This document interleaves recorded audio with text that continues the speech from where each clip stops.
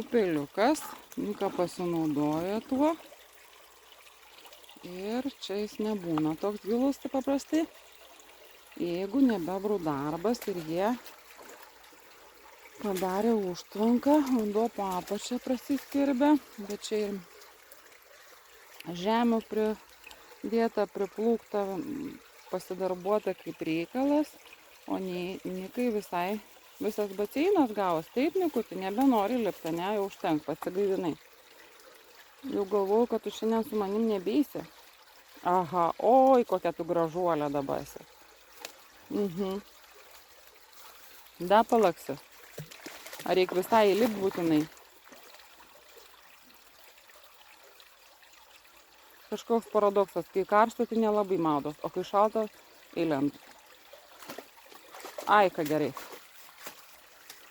Nueinam pasižiūrėti, ko gero miške.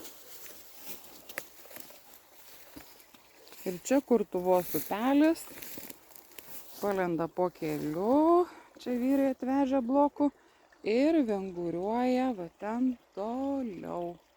Bebrai toliau ten vėl yra užtvenkę. Tiesiog pasidaro kaip jiem patogiau.